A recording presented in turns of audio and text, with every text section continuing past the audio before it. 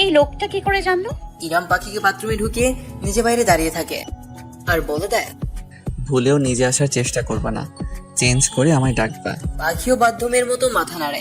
অনেকক্ষণ হয়ে গেছে, পাখি এখনো বের হচ্ছে না দেখি ইরাম ডাকে, কি গো শোনাবো, ঘুমিয়ে টুমিয়ে গেলে নাকি? বেরোবে না আজ? পালিশ দিব ওখানেই। ভেতর থেকে পাখি মুচকিয়ে আসে। আসলে ওর লজ্জা লাগছে ইরামের সামনে যেতে। সে শুধু ভাবছে কি করে বুঝলো মানুষটা। আর এখানে না থাকলে তো আর পাখিকে এভাবে লজ্জায় পড়তে হতো না। পাখি লজ্জায় লাল হয়ে বাথরুম থেকে বেরিয়ে এলো।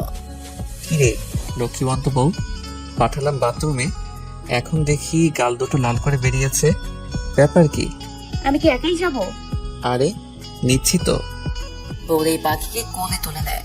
পাখি বিছানায় শুয়ে নাকে মুখে কম্বল চেপে শুয়ে পড়ে।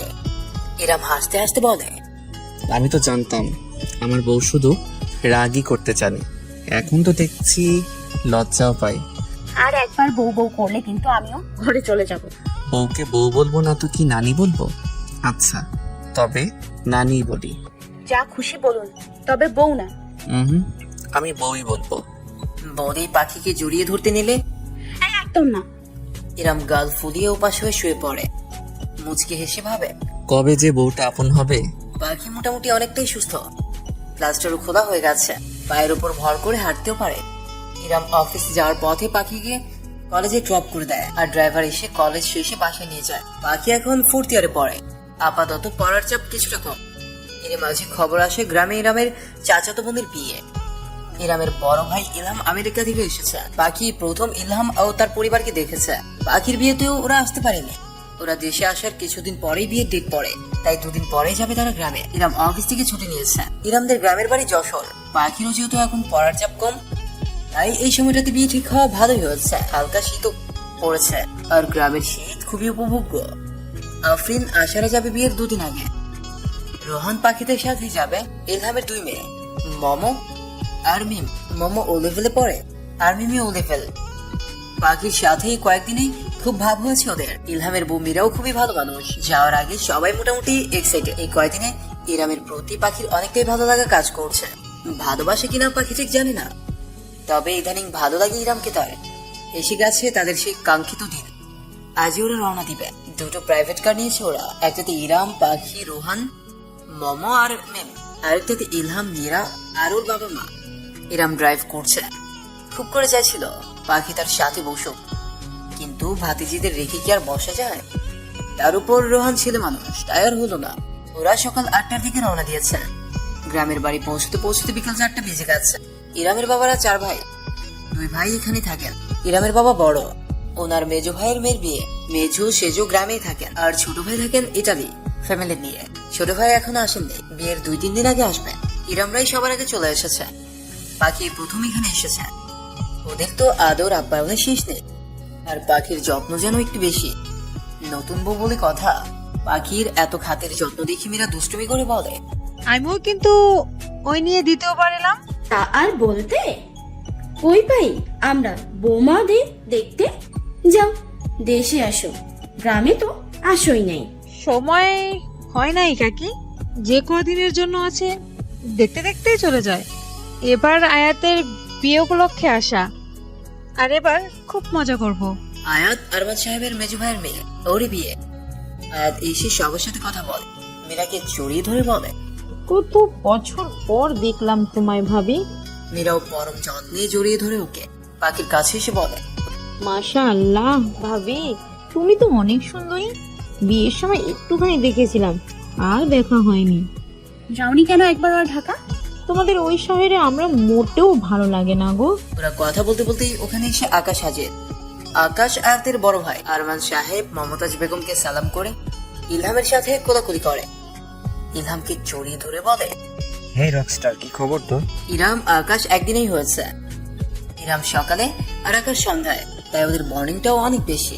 আমি তো বিন্দাস, তোর কি খবর? বিয়ে করো কি করে বিন্দাস থাকিস, নাকি বউয়ের ভয় বলছিস? সবার সামনে কিছু বললাম না, যা। ভাবি কেমন আছেন? কি রে, তুই আমার বউকে ভাবি বলছিস?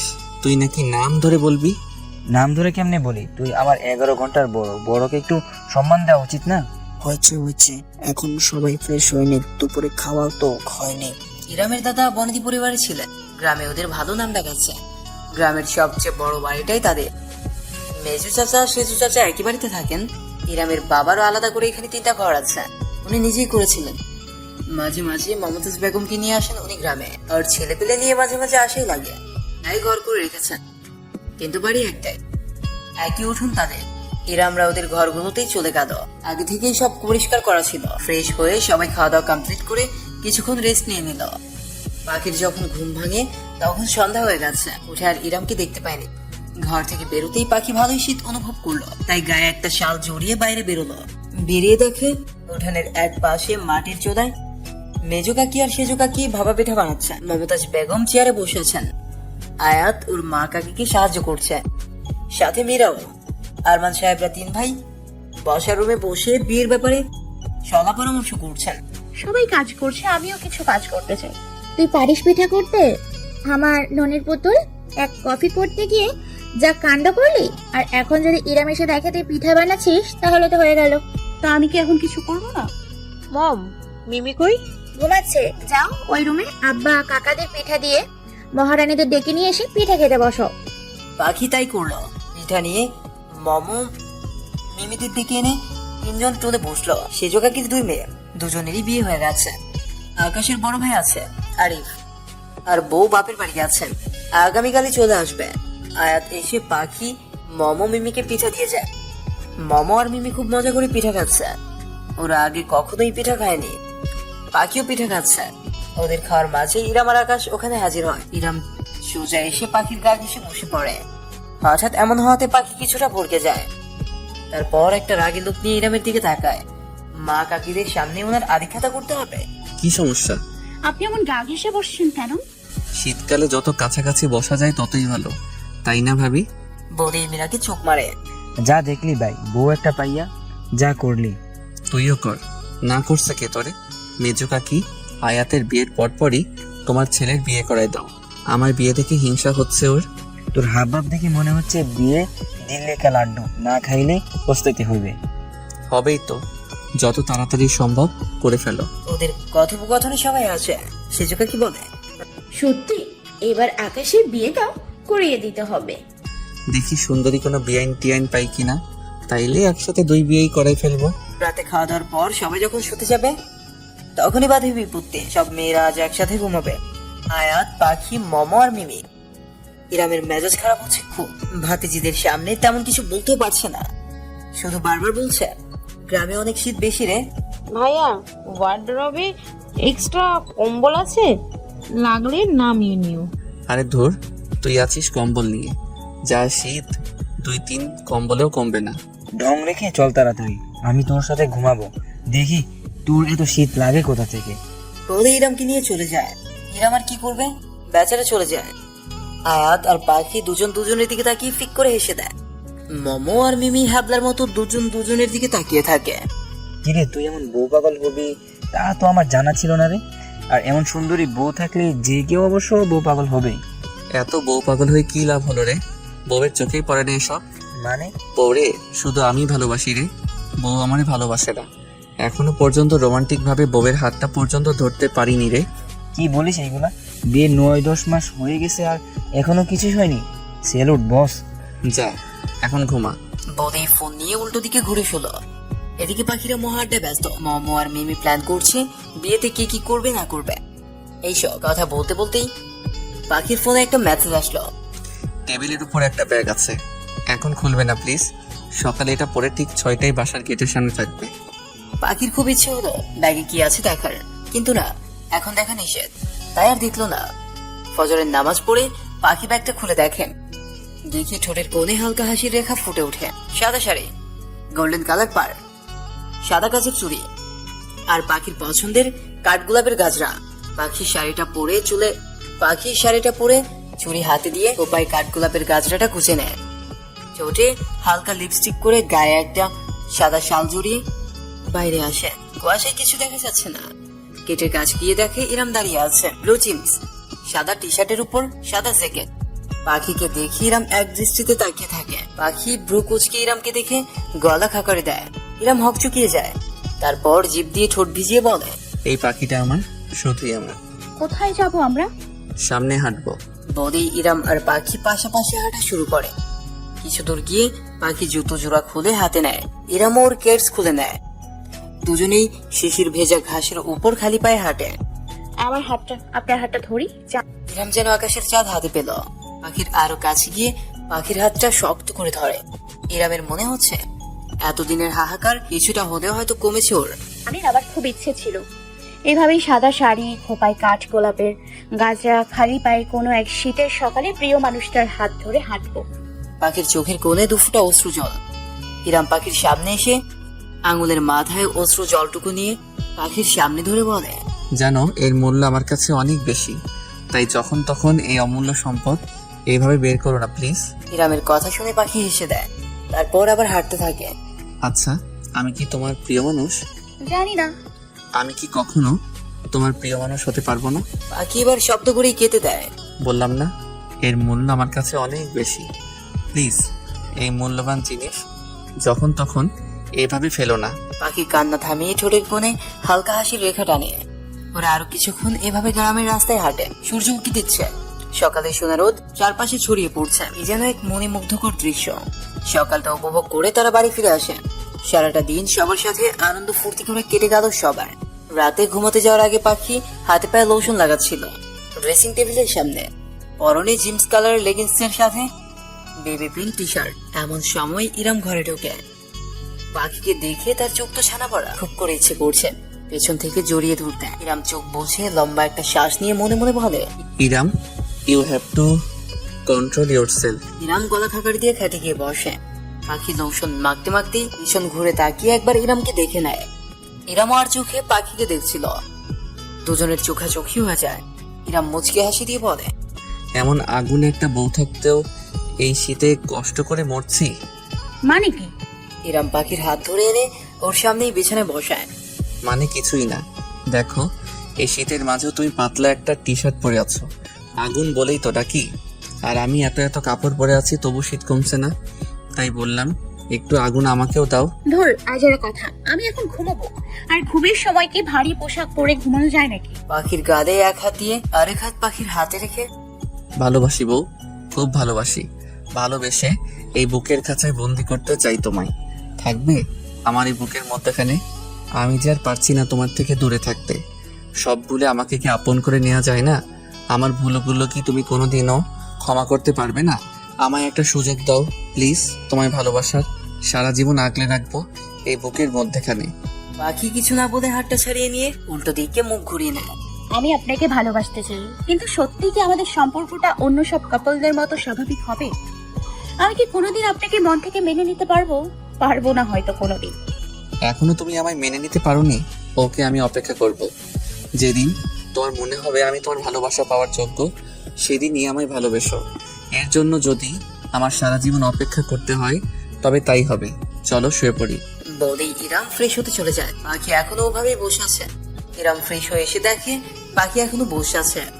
কি ব্যাপার, শোনি কেন এখনো? কম্বল তো একটা, আমরা মানুষ দুজন, শুভ কি করে? ঠিকই তো, কম্বল তো একটা। এখন কিভাবে শোবে পাখি আমার সাথে এক কম্বলের নিচে? কি? আমি তো শুতে পারবো, কারণ এতদিনে তুমি নিশ্চয়ই জেনেছো আমার ধৈর্য কতটা। নিজেকে কন্ট্রোল করার ক্ষমতা আমার আছে। তুমি নিশ্চয়ই তোমাকে কন্ট্রোল করতে পারবে না, তাই আমার সাথে এক কম্বলে শুতে প্রবলেম হচ্ছে। পাখির আগে কটমট করে ইরামের দিকে তাকিয়ে চোখ ছোট করে বলে, আমাকে কি আপনার এমন মনে হয়? তবে শুতে প্রবলেম কি? পাখি আর কিছু না বলে খাটের আরেক পাশে গিয়ে কম্বল দিয়ে শুয়ে পড়ে। ইরামও গিয়ে পাশে শুতেই পাখি ওদের মাঝে একটা কোলবালিশ দিয়ে দেয়। কবে যে এই বাংলাদেশ ভারতের বর্ডারটা উঠবে আল্লাহ জানে। পাখির কোনো সারা শব্দ না পেয়ে ইরাম ভেবেছে হয়তো ঘুমিয়ে যাচ্ছে, তাই সেও লাইট অফ করে ঘুমিয়ে গেল। পরের দিন পাখির ঘুম ভাঙে দরজার কড়া খাতে। ঘড়িতে সময় দেখে 8টা বাজতে 5 মিনিট বাকি। ঘুম ঘুম চোখে ঢুলতে ঢুলতে পাখি গিয়ে দরজা খোলে। এতক্ষণে ইরামও চোখ ডলতে ডলতে উঠে বসেছে।